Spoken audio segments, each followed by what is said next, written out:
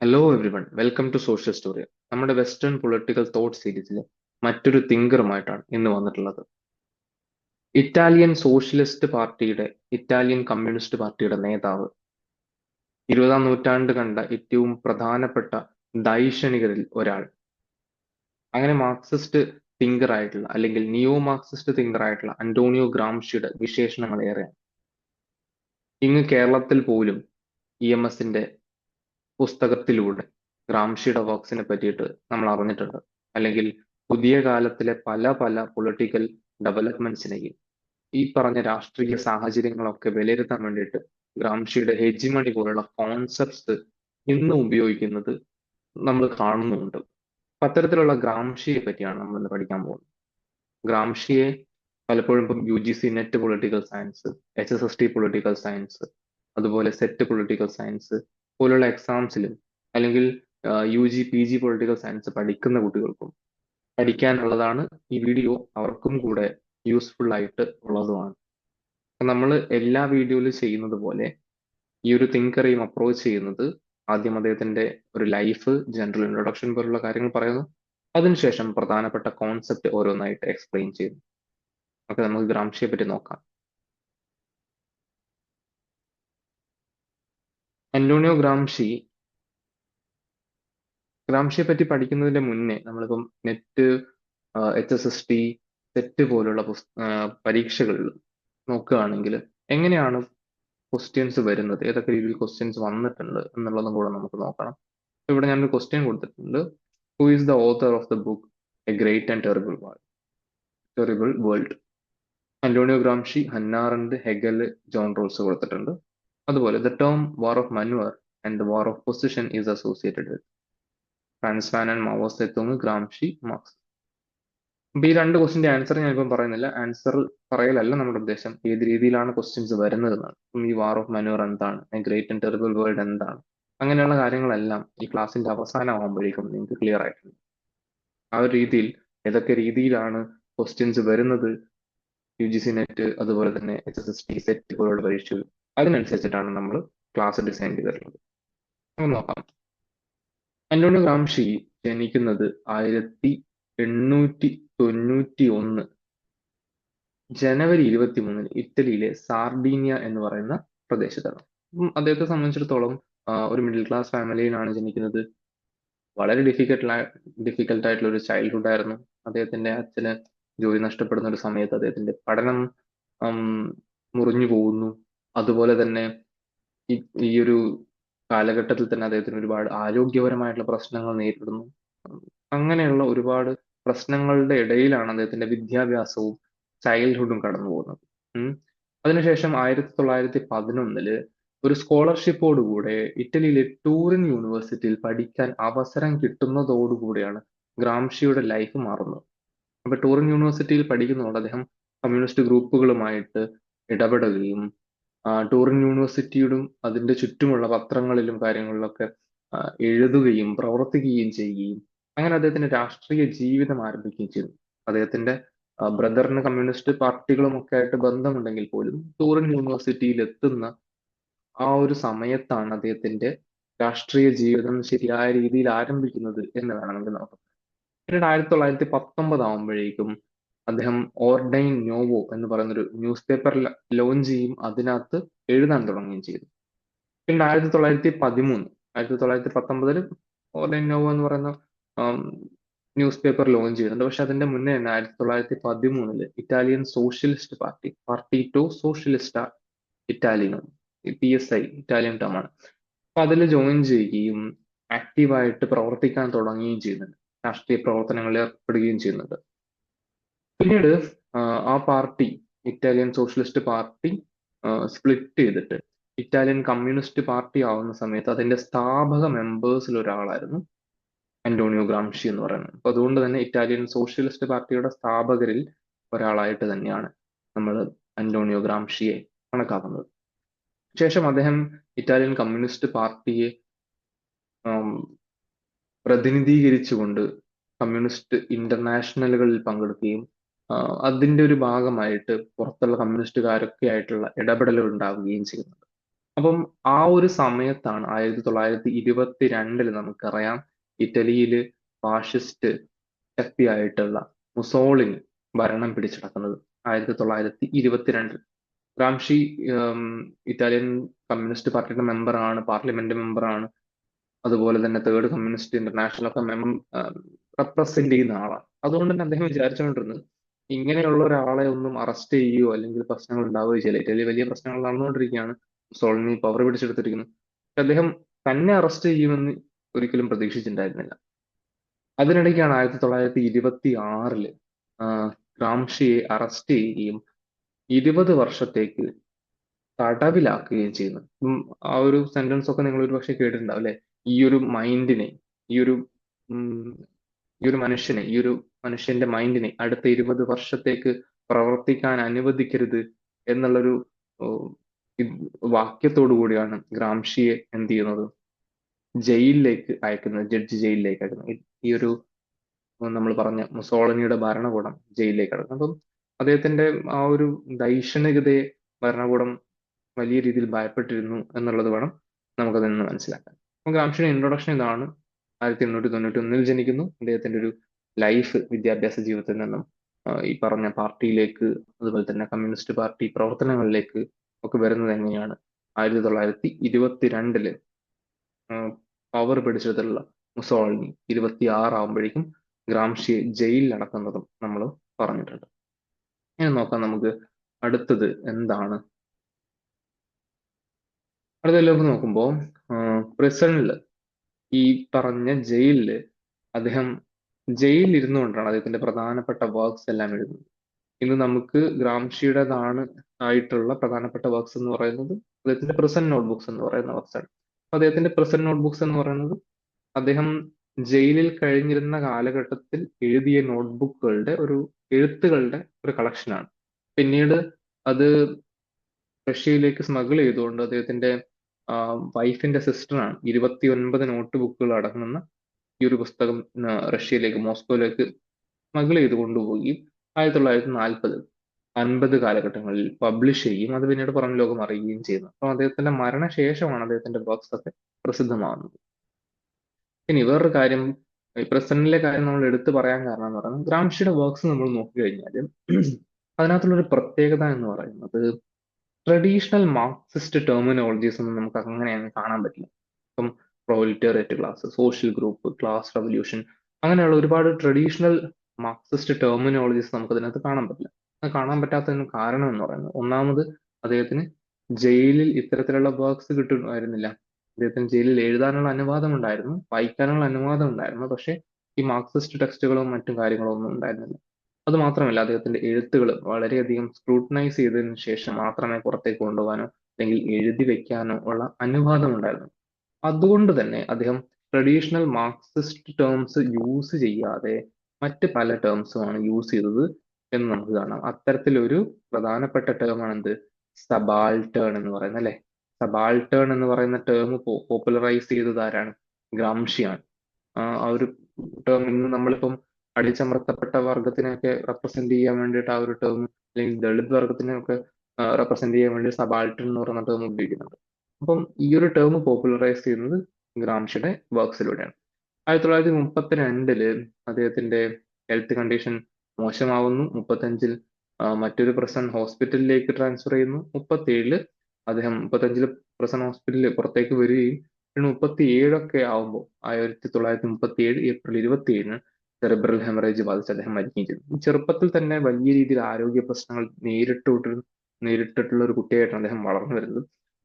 അതിനുശേഷം ഈ ഒരു പ്രിസണിലെ കണ്ടീഷൻസ് അദ്ദേഹത്തിന്റെ ആരോഗ്യസ്ഥിതി മോശമാക്കുകയും അദ്ദേഹം വളരെ ചെറിയ വയസ്സിൽ 46-ാമത്തെ വയസ്സിലാണെന്ന് തോന്നുന്നു, അങ്ങനെ 1937 എന്ത് ചെയ്യുന്നു, അദ്ദേഹം മരിക്കുകയും ചെയ്യുന്നു. ഞാൻ പറഞ്ഞു അദ്ദേഹത്തിന്റെ വർക്ക്സ് 29 പ്രസന്റ് നോട്ട് ബുക്സ് നമുക്ക് പിന്നീട് പബ്ലിഷ് ചെയ്യുന്നതാണ് നമുക്ക് അവൈലബിൾ ആയിട്ടുള്ളത്. ഇനി ഗ്രാംഷിയുടെ പ്രധാനപ്പെട്ട ഗ്രാംഷി ഇൻഫ്ലുവൻസ് ചെയ്ത് ഒബ്വിയസ്ലി എന്തുണ്ടാവും, മാർക്സും എംഗൽസും തീർച്ചയായിട്ടും ഉണ്ടാവും. അതുപോലെ തന്നെ നിക്കോളോ മക്കിയവൽ അദ്ദേഹത്തിന്റെ വർക്ക്സിൽ ഇൻഫ്ലുവൻസ് ചെയ്തിട്ട് നമുക്ക് കാണാം. Benito crochet influence ചെയ്തിട്ടുമാണ്, Vilfredo പരട്ടോ influence ചെയ്തതായിട്ട് കാണാവുന്നതാണ്. ഓക്കെ, ഇത്രയുമാണ് അദ്ദേഹത്തിന്റെ പ്രധാനപ്പെട്ട ഇൻഫ്ലുവൻസ്, അദ്ദേഹത്തിന് ഉണ്ടായിട്ടുള്ള ഇൻഫ്ലുവൻസ് എന്ന് പറയുന്നത്. ഇനി നോക്കാം ഗ്രാംഷിയുടെ ഏറ്റവും പ്രധാനപ്പെട്ട കോൺസെപ്റ്റ് ആയിട്ട് നമ്മൾ പറയുന്നത് അദ്ദേഹത്തിന്റെ കോൺസെപ്റ്റ് ഓഫ് ഹെജിമണിയാണ് അല്ലെ. ഹെജിമണി എന്ന് പറയുന്നത് ഇന്നും പല രാഷ്ട്രീയ സാഹചര്യങ്ങളും മറ്റു കാര്യങ്ങളും ഒക്കെ എക്സ്പ്ലെയിൻ ചെയ്യാൻ ഹെജിമണി എന്ന് പറയുന്ന കോൺസെപ്റ്റ് ഇന്റർനാഷണൽ പൊളിറ്റിക്സിലും അതുപോലെ തന്നെ മറ്റ് രാഷ്ട്രീയ ഏരിയാസിലും പൊളിറ്റിക്കൽ സയൻസിന്റെ ഏരിയാസിലും ഉപയോഗിക്കുന്നുണ്ട് എന്ന് നമുക്കറിയാം. എന്താണ് ഈ ഹെജിമണി എന്നുള്ളത് ഡീറ്റെയിൽ ആയിട്ട് മനസ്സിലാക്കേണ്ടത്. ജനറൽ മീനിങ് ഓഫ് ഹെജിമണി എന്ന് പറയുന്നത് ഡൊമിനേഷൻ ആണ്. ഒരു ഡൊമിനേഷൻ ആണ്. It's A kind of supremacy or domination one group exerted over another group. ഒരു ഗ്രൂപ്പ് ഓഫ് പീപ്പിൾ അല്ലെങ്കിൽ ഒരു ഗ്രൂപ്പ് മറ്റൊരു ഗ്രൂപ്പിന്റെ മേലെ എക്സേർട്ട് ചെയ്യുന്ന ഡൊമിനേഷനെയോ സുപ്രീമസിയാണ് ജനറലി ഹെജിമണി എന്ന് വിളിക്കുന്നത്. പക്ഷെ നമുക്ക് അതിന്റെ ഡീറ്റെയിൽ ആയിട്ടുള്ള കാര്യങ്ങൾ നോക്കണം. എന്താണ് ഹെജിമണി എന്ന് പറയുന്നത്? ഇപ്പോൾ കോൺസെപ്റ്റ് ഓഫ് ഹെജിമണി എന്ന് പറയുന്നത് 1926 സതേൺ ക്വസ്റ്റ്യൻ എന്ന് പറയുന്ന പ്രസന്റ് നോട്ട്ബുക്കിലാണ് ആദ്യമായിട്ട് ഗ്രാംഷി ഉപയോഗിക്കുന്നത്. ഓക്കെ, അപ്പൊ അതിനകത്താണ് ഈ ഹെജിമണി ക്ലാസ് എന്ന് പറയുന്നതും സബാൾട്ടൺ ക്ലാസ്, എങ്ങനെയാണ് ഹെജിമണി ക്ലാസ് സബാൾട്ടൺ ക്ലാസിന്റെ മേലെ ലീഡർഷിപ്പ് അല്ലെങ്കിൽ ആ ഒരു വിന്നിങ് നടത്തുന്നത്, ഡൊമിനേഷൻ നടത്തുന്നത് എന്നത് കൃത്യമായിട്ട് എക്സ്പ്ലെയിൻ ചെയ്യുന്നുണ്ട്. അപ്പം എന്താണ് ഹെജിമണി എന്ന് ചോദിച്ചു കഴിഞ്ഞാൽ സിമ്പിൾ ആയിട്ട് നമ്മൾ പറയുകയാണെങ്കിൽ ഡയറക്റ്റ് പൊളിറ്റിക്കൽ കൺട്രോളിലൂടെ അല്ലാതെ അല്ലെങ്കിൽ ഡയറക്റ്റ് ഫോഴ്സിലൂടെ അല്ലാതെ ഒരു ഗ്രൂപ്പ് ഓഫ് പീപ്പിൾ മറ്റൊരു ഗ്രൂപ്പിനെ ഡൊമിനേറ്റ് ചെയ്യുന്നതിനെ, സുപ്രീമസിനെ നിയന്ത്രിക്കുന്നതിനെയാണ് ഹെജിമണി എന്ന് വിളിക്കുന്നത്. അവരുടെ കൺസെന്റ് വിൻ ചെയ്തുകൊണ്ട്, കുറച്ചുകൂടെ കടന്നു പറയുകയാണെങ്കിൽ അവരുടെ കൺസെന്റ് വിൻ ചെയ്തുകൊണ്ട് അവരറിയാതെ തന്നെ ഒരു ഗ്രൂപ്പിനെ എന്ത് ചെയ്യുന്നു, ഡൊമിനേറ്റ് ചെയ്യുന്നു, നിയന്ത്രിക്കുന്നു, അവരെ സുപ്രീമസി, അതിന്റെ മേലെ സുപ്രീമസി വിൻ ചെയ്യുന്നു. അതിനെയാണ് നമ്മൾ വിളിക്കുന്നത് ഹെജിമണി എന്ന് വിളിക്കുന്നത്. Okay, and traditional Marxist theory was force on direct and coercive forces to control. അപ്പോൾ ട്രഡീഷണൽ മാർക്സിസ്റ്റ് തിയറിയിൽ നമുക്കറിയാം ഡയറക്റ്റ് അല്ലെങ്കിൽ കോഴ്സീവ് ആയിട്ടുള്ള ഫോഴ്സിനെയാണ് കൂടുതൽ ഇമ്പോർട്ടൻസ് കൊടുക്കുന്നത്. പക്ഷേ ഈ ഒരു ഗ്രാംഷിയൻ തോട്ടിലേക്ക് വരുമ്പം, നിയോ മാർക്സിസ്റ്റ് തിയറിയിലേക്ക് വരുമ്പം അത്തരത്തിലുള്ള ഒരു ഡയറക്റ്റ് ഫോഴ്സ് അല്ല, ഈ പറഞ്ഞ ഐഡിയോളജി അല്ലെങ്കിൽ ഹെജിമണി അതുവഴി കൺസെന്റ് വിൻ ചെയ്തുകൊണ്ടാണ് ഒരു ഗ്രൂപ്പ് മറ്റൊരു ഗ്രൂപ്പിനെ ഡൊമിനേറ്റ് ചെയ്യുന്നത്. അല്ലെങ്കിൽ ഈ പറഞ്ഞ ക്യാപിറ്റലിസ്റ്റ് ക്ലാസ് സബാൾട്ടൻ ക്ലാസ്സിനെ അല്ലെങ്കിൽ വർക്കിംഗ് ക്ലാസ്സിനെ കൺട്രോൾ ചെയ്യുന്നത് എന്നുള്ളൊരു ഇന്റർപ്രിട്ടേഷനാണ് ഗ്രാംഷി കൊടുക്കുന്നത്. ഇനി മറ്റൊരു പ്രധാനപ്പെട്ട മാറ്റം, ട്രഡീഷണൽ മാർക്സിസ്റ്റിൽ നിന്നുള്ള മാറ്റം, ഗ്രാംഷിയെ നമ്മൾ പഠിക്കുന്നത് പോലും ഈ ട്രഡീഷണൽ ക്ലാസിക്കൽ മാർക്സിസത്തിൽ നിന്നുള്ള ഒരു ഡീവിയേഷൻ വന്നിട്ടുള്ള തിങ്കർ എന്നുള്ള രീതിയിലാണ്. അപ്പൊ എന്താണ് പ്രധാനപ്പെട്ട മാറ്റം ക്ലാസിക്കൽ മാർക്സിസത്തിൽ നിന്നും ഗ്രാംഷിയിലേക്ക് വരുമ്പോൾ പ്രധാനപ്പെട്ട മാറ്റം, നിയോ മാർക്സിസത്തിലേക്ക് വരുമ്പോൾ പ്രധാനപ്പെട്ട മാറ്റം എന്താണെന്ന് വെച്ചാൽ, ട്രഡീഷണൽ മാർക്സിസത്തിൽ നമ്മൾ പഠിച്ചിട്ടുണ്ട്. മാർക്സിനെ പറ്റി നമ്മൾ മുന്നത്തെ വീഡിയോസിൽ 2 വീഡിയോ ആയിട്ട് ഡീറ്റെയിൽ ആയിട്ട് ഡിസ്കസ് ചെയ്തിട്ടുണ്ട്. അത് നിങ്ങൾ കണ്ടിട്ടില്ലെങ്കിൽ തീർച്ചയായിട്ടും അത് കാണാം. ഞാനത് പ്ലേലിസ്റ്റിൽ കൊടുത്തിട്ടുണ്ട്. മോഡേൺ വെസ്റ്റേൺ പൊളിറ്റിക്കൽ തോട്ടിന്റെ പ്ലേലിസ്റ്റിൽ കൊടുത്തിട്ടുണ്ട്. അത് കണ്ടിട്ടതിന് ശേഷം മാത്രം ഗ്രാംഷിയുടെ വീഡിയോ വന്ന് കാണുക, എങ്കിൽ മാത്രമേ നിങ്ങൾക്ക് കൃത്യമായിട്ടുള്ള ഒരു ഐഡിയ ഉണ്ടാക്കിയെടുക്കാൻ പറ്റുള്ളൂ. എന്താണ് മാറ്റം എന്ന് ചോദിച്ചാൽ, ക്ലാസിക്കൽ മാർക്സിസത്തിൽ പറയുന്നത് എന്താണ്? ബേസ് സൂപ്പർ സ്ട്രക്ചർ അല്ലെ. ബേസ് സൂപ്പർ സ്ട്രക്ചർ എന്താണെന്ന് നമ്മൾ പറഞ്ഞിട്ടുണ്ട്. അപ്പൊ ബേസ് അല്ലെങ്കിൽ എക്കണോമിക്കൽ സിസ്റ്റം നിയന്ത്രിക്കുന്നത് ആരാണോ അവരായിരിക്കും സൊസൈറ്റിയെ നിയന്ത്രിക്കുന്നത് എന്നുള്ള രീതിയിലാണ് മാർക്സ് ഇന്റർപ്രിട്ടേഷൻ കൊടുക്കുന്നത്. അല്ലെങ്കിൽ ബേസ് ആരാണോ നിയന്ത്രിക്കുന്നത് അവരായിരിക്കും സൂപ്പർ സ്ട്രക്ചറിനെ നിയന്ത്രിക്കുന്നത്. മീൻസ് ഓഫ് പ്രൊഡക്ഷനോ അല്ലെങ്കിൽ മോഡ്സ് ഓഫ് പ്രൊഡക്ഷനോ നിയന്ത്രിക്കുന്നത് ആരാണോ അവരെ തന്നെയാണ് സ്റ്റേറ്റ്, സൊസൈറ്റി പോലുള്ള മറ്റ് സൂപ്പർ സ്ട്രക്ചർ ആയിട്ടുള്ള കാര്യങ്ങളെ നിയന്ത്രിക്കുന്നത് എന്നാണ് മാർക്സ് പറഞ്ഞു വെച്ചിട്ടുള്ളത്. പക്ഷേ ഗ്രാംഷിയിലേക്ക് വരുമ്പം ഗ്രാംഷി പറയുന്നത് ഈ പറഞ്ഞ നമ്മുടെ സൂപ്പർ സ്ട്രക്ചറിന് അതിന് ബേസിൽ നിന്നുള്ള ഒരു കണക്ഷൻ മാത്രമല്ല, അതിന് അതിൻ്റെതായിട്ടുള്ള ഒരു ഇമ്പോർട്ടൻസ് ഉണ്ട് എന്ന് പറഞ്ഞു വെക്കുന്നു ഗ്രാംഷി. അതായത് സൂപ്പർ സ്ട്രക്ചറിന് അതിൻ്റെതായിട്ടുള്ള ഇമ്പോർട്ടൻസ് ഉണ്ട്. അത് ബേസ് മാത്രമല്ല, അല്ലെങ്കിൽ ബേസിനെ നിയന്ത്രിക്കുന്നതിലൂടെ മാത്രമല്ല, അതിന് അതിൻ്റെതായിട്ടുള്ള ഇന്റർപ്രിട്ടേഷൻസ് ഉണ്ട് എന്ന് പറഞ്ഞു വെക്കുന്നു. നമുക്ക് നോക്കാം എങ്ങനെയാണത് ഗ്രാംഷി പറഞ്ഞു വെക്കുന്നത്. Gramsci reject that the power of the ruling class is limited to economic class. ഇപ്പം മാർക്സിയൻ അനാലിസിസിൽ പറയുന്ന റൂളിംഗ് ക്ലാസിന്റെ പവർ എക്കണോമിക് ക്ലാസ്സിൽ അല്ലെങ്കിൽ എക്കണോമിക്കൽ ബേസിൽ മാത്രമാണ് എന്നത് റിജക്ട് ചെയ്യുന്നു. First of all, then social class become hegemonic not only by controlling means of production and coercing others but rather than establishing consent. അതായത് ഹെജിമണിയിലൂടെ കൺസെന്റ് വിൻ ചെയ്യുന്നതിലൂടെയും കൂടെയാണ് എന്ത് ചെയ്യുന്നത്, ഈ പറഞ്ഞ നമ്മുടെ ക്യാപിറ്റലിസ്റ്റ് ക്ലാസ് ഒരു കൺട്രോൾ എക്സസൈസ് ചെയ്യുന്നു. So the success of working class revolution requires a fundamental change in the economic base. അതുകൊണ്ട് തന്നെ എക്കണോമിക് ബേസിൽ മാത്രമല്ല മാറ്റം ഉണ്ടാക്കേണ്ടത്, സൂപ്പർ സ്ട്രക്ചറിൽ, സോഷ്യൽ സ്ഫിയറിൽ, സിവിൽ സൊസൈറ്റിയിലൊക്കെ മാറ്റം ഉണ്ടാക്കിയാൽ മാത്രമേ മാർക്സ് പ്രെഡിക്റ്റ് ചെയ്തിട്ടുള്ള വർക്കിംഗ് ക്ലാസ് റവല്യൂഷൻ നടക്കുകയുള്ളൂ എന്നും കൂടെയാണ് ഗ്രാംഷി പറഞ്ഞു വെക്കുന്നത്.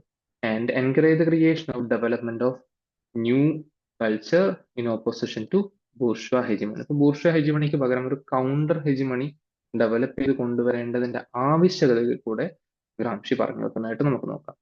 Okay, and Gramsci pays attention to ideology and ideas.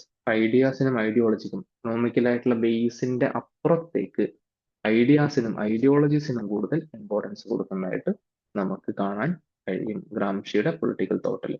Okay, അടുത്തത് civil society and political society. ഗ്രാംഷിയുടെ സിവിൽ സൊസൈറ്റിയും പൊളിറ്റിക്കൽ സൊസൈറ്റിയും എന്താണ് എന്ന് പറയുന്നത് വളരെ ഇമ്പോർട്ടന്റ് ആണ്. ഇതുമായിട്ട് ബന്ധപ്പെട്ടുള്ള ക്വസ്റ്റ്യൻസ് നമ്മൾ ഈ പറഞ്ഞ കോമ്പറ്റേറ്റീവ് എക്സാംസിലെല്ലാം വരുന്നതാണ്. പൊളിറ്റിക്കൽ സൊസൈറ്റി എന്ന് പറയുന്നത് നമുക്കറിയാം എന്താണ്, സ്റ്റേറ്റ്, പോലീസ്, ഇതൊക്കെയാണ് പൊളിറ്റിക്കൽ സൊസൈറ്റി. ഇനി സിവിൽ സൊസൈറ്റി എന്ന് പറഞ്ഞാൽ എന്താണ്? സിവിൽ സൊസൈറ്റി എന്ന് പറയുന്നത് പ്രൈവറ്റ് ഓർഗനൈസേഷൻ, ചർച്ച്, സ്കൂള് അല്ലെങ്കിൽ റിലീജിയൻ, അങ്ങനെയുള്ളതിനാണ് നമ്മൾ എന്ത് പറയുന്നത്, സിവിൽ സൊസൈറ്റി എന്ന് പറയുന്നത്. ഇതെല്ലാം ചേർന്നതിനെയാണ് നമ്മൾ എന്ത് വിളിക്കുന്നത്, സിവിൽ സൊസൈറ്റി എന്ന് വിളിക്കുന്നത്. അപ്പോൾ ഇത് രണ്ടും നേരത്തെ നമ്മൾ പറഞ്ഞ ഡൊമിനേഷൻ അല്ലെങ്കിൽ ഹെജിമണി എസ്റ്റാബ്ലിഷ് ചെയ്യുന്നതിൽ കാര്യമായിട്ടുള്ള റോള് വഹിക്കുന്നു എന്ന് പറയുന്നു. അതായത് നമ്മൾ പൊതുവെ പറയുന്നത് എന്താണ്, പൊളിറ്റിക്കൽ സൊസൈറ്റി അല്ലെങ്കിൽ സ്റ്റേറ്റ്, പോലീസ്, അതുമായിട്ട് ബന്ധപ്പെട്ട ഫോർമൽ ഇൻസ്റ്റിറ്റ്യൂഷൻസ്, അതൊക്കെയാണ് കൺട്രോൾ ചെയ്യുന്നതെന്നല്ലേ, നമ്മളെ എല്ലാവരെയും അല്ലെങ്കിൽ ജനങ്ങളെ കൺട്രോൾ ചെയ്യുന്നതല്ലേ. പക്ഷെ അത് മാത്രമല്ല, സിവിൽ സൊസൈറ്റിയിലൂടെ ക്യാപിറ്റലിസ്റ്റ് ക്ലാസ് നേരത്തെ പറഞ്ഞ ഹെജിമണി എസ്റ്റാബ്ലിഷ് ചെയ്യുന്നു എന്നും കൂടെ പറഞ്ഞു. അതെങ്ങനെയാണ് എസ്റ്റാബ്ലിഷ് ചെയ്യുന്നത്? അത് കൺസെന്റ് വിൻ ചെയ്യുന്നതിലൂടെയാണ്.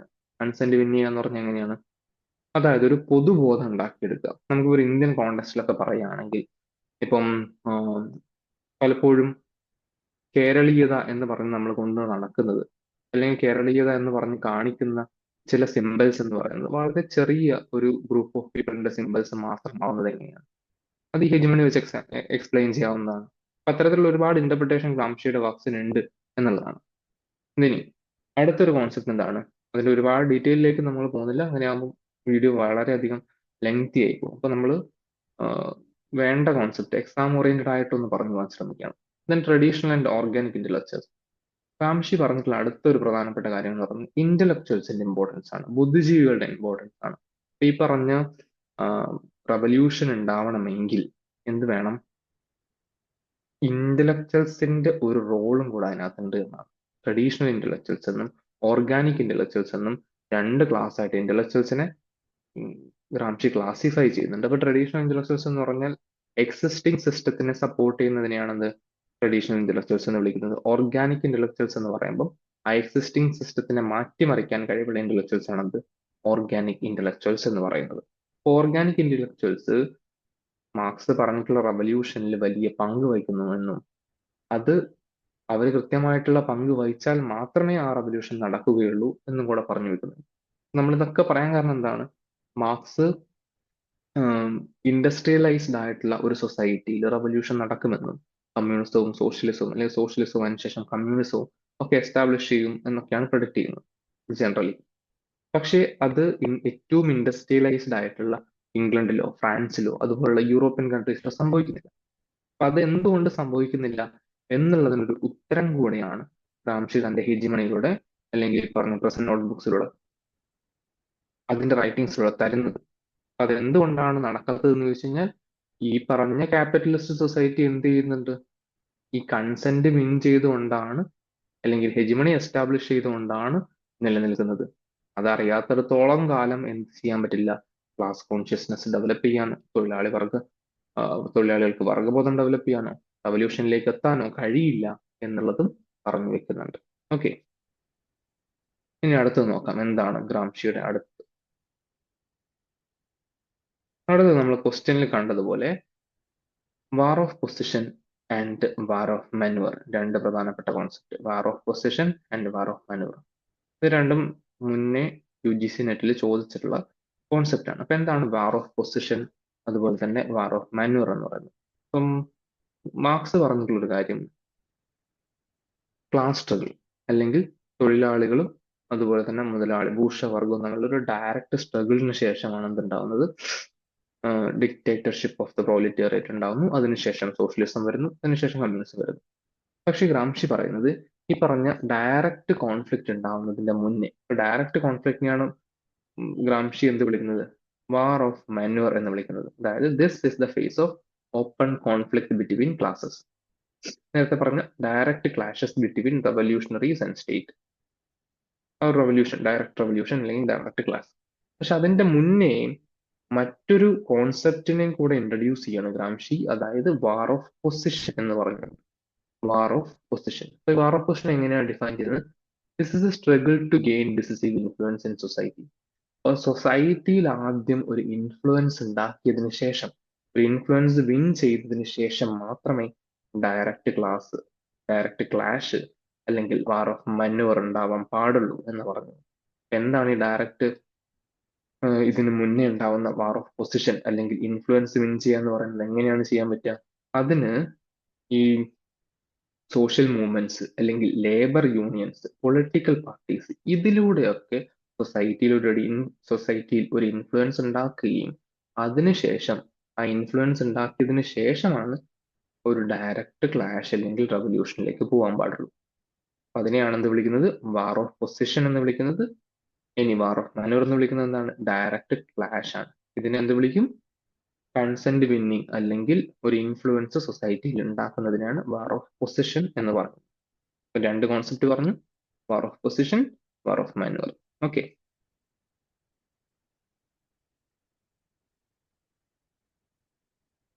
ഇനി നമുക്ക് നോക്കാനുള്ളത്, നേരത്തെ നമ്മൾ ക്വസ്റ്റ്യനിൽ കണ്ടിട്ടുള്ള ഒരു സംഗതിയാണ്, A great and terrible world, the pre present letters. 1926 എന്ത് ചെയ്യുന്നത്, ഗ്രാംഷി ജയിലിൽ അടക്കുന്നതെന്ന് നമ്മൾ പറഞ്ഞു, മുസോളിനിയുടെ ഭരണകൂടം.